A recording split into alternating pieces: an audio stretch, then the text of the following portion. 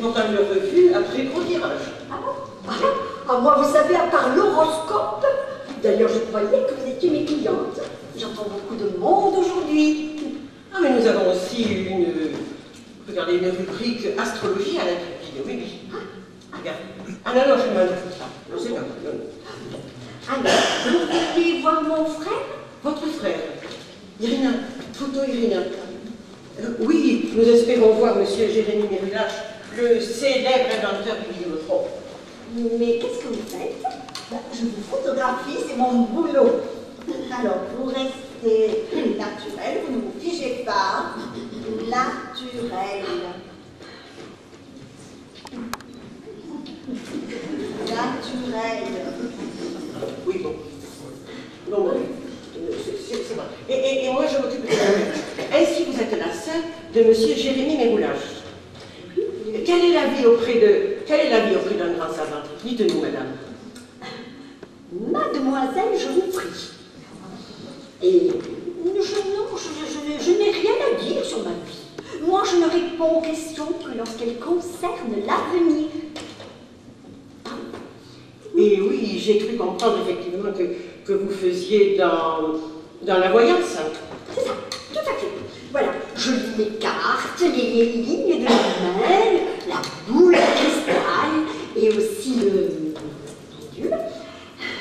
Et vous ne lisez pas l'Intrépide, quelle lacune? Irina, voyons. J'ai cru comprendre que vous n'aviez pas de rendez-vous. Bah écoutez, votre téléphone est constamment occupé, alors nous sommes venus voir sur place. Mon frère est surchargé de travail. Ses recherches sont si importantes. Alors nous comprenons, mais si vous pouvez nous accorder, je sais pas moi, une petite demi-heure ou même moins. Je vais voir. Patientez ici quelques minutes, et j'ai bien dit je vais voir. Mais je ne vous promets rien. Mais je ne vous promets rien. Eh bien oui, mais c'est malin, tu as réussi. Bon, je ne pouvais pas prévoir qu'elle était aussi susceptible.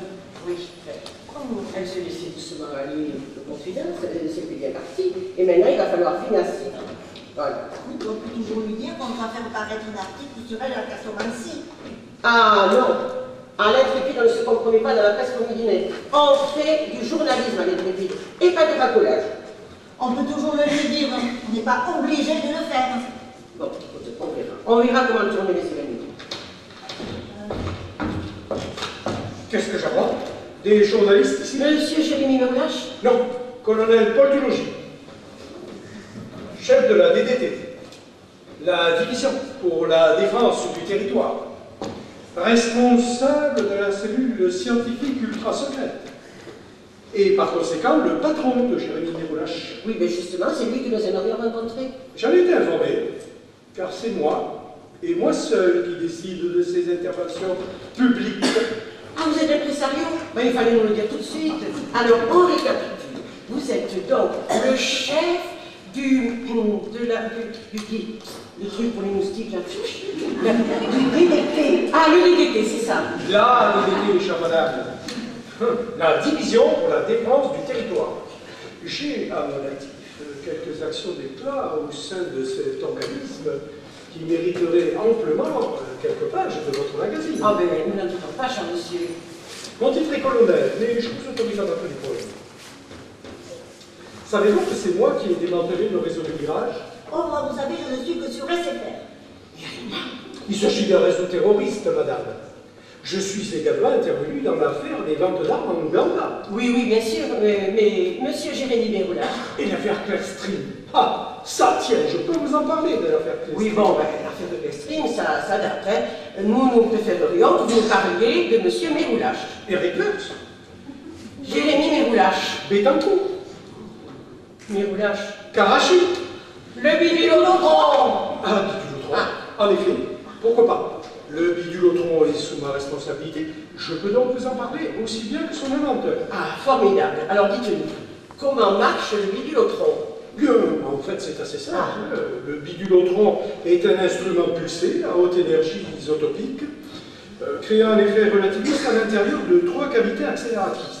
chacune reliée à une cerveau-commande, contrôlée par des stimuli aléatoires tels que le chimiotactisme ou la galvanotaxie, s'autorégule grâce à la force de Van der Waals, la seule à intervenir dans ces distances atomiques. Ainsi, cette force s'ajoute à celle purement électrostatique et de même comportement des atomes à symétrie sphérique. L'interaction entre les dipôles permanents actionne les volets persustatateurs qui accordent aux linéaments les propriétés des objets décrits par leur virtualité. C'est simple. Mais là, on a déjà largué nos lecteurs. Hein. Alors dites-nous, voyons, une question plus simple. À quoi sert le bibulotron? Le bibulotron est porteur de grands espoirs pour l'humanité, puisque, encore dans sa phase expérimentale, il sert déjà à tout et à son contraire.